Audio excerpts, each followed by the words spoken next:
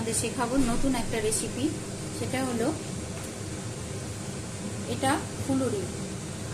এই ফুলুরিটা দিয়ে আমি একটা সবজি বানাবো। খেতে কিন্তু রুটির পাতে ভাতের পাতে খুব ভালো হয়। প্রথমে আমি কড়াতে তেল দিয়ে দিয়েছি। তেলের মধ্যে আমি দিয়ে দিচ্ছি কালো জিরে 1 চামচ। এটা নিরামিষ করা যায়, আবার পেঁয়াজ রসুন দিয়েও করা যায়। আমি এবারে দিয়ে দিচ্ছি পেঁয়াজ ফোড়ন। পেঁয়াজগুলো একদম ছোট ছোট করে কেটে নিয়েছি।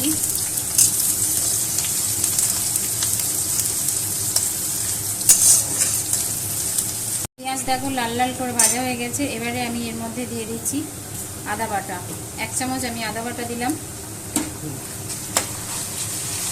যখন নিরামিষ করবে যা মশলা আমি দেবো সেগুলো সব দেওয়া হবে, শুধু পেঁয়াজটা দেওয়া হবে না। আদাটা দিয়ে ভালো করে কষিয়ে নিলাম। এবারে দিয়ে দেবো বাকি মশলাগুলো। ধনে গুঁড়ো,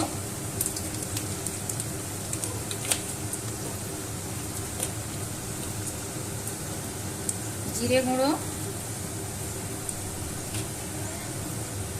লঙ্কার গুঁড়ো। ঝাল কিন্তু যে যেরকম ভাবে খাও সেই হিসেবে ঝাল দেবে। দিয়ে দিচ্ছি হলুদ গুঁড়ো। এবারে এটা আমি একটু অল্প জল দেব। জল দিয়ে আমি গ্যাস বাড়িয়ে এটাকে কষাতে থাকবো।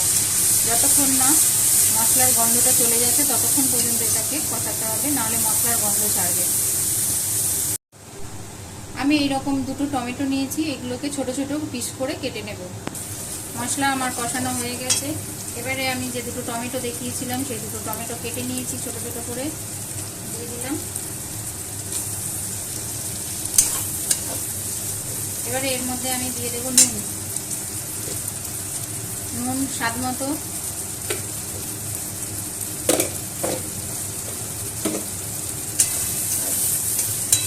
এবার এটাকে ভালো করে টমেটোটাকে কষিয়ে নিতে হবে।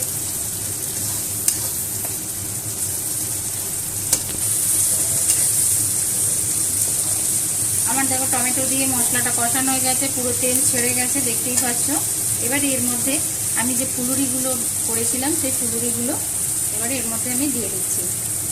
ফুলুরি কিন্তু দোকানেও কিনতে পাওয়া যায়। আমি গোটা দিচ্ছি না, আমি এরকম দু টুকরো করে দিচ্ছি। এগুলো প্রত্যেকটা ফুলুরি এরকম দু টুকরো করে, কেউ আরও ছোট করতে পারো, কেন এগুলো তরকারিতে দিলে আরও বড় বড় হয়ে যায়।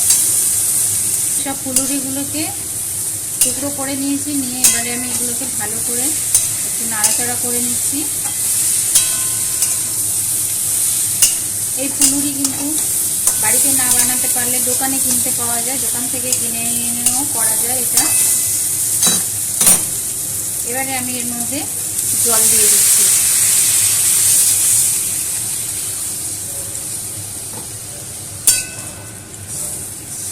এটা একদম ঝোল ঝোল হবে না, দেখবে যে জলগুলো সব টেনে যাবে এর মধ্যে। এটা একদম মাখা মাখা করতে হবে।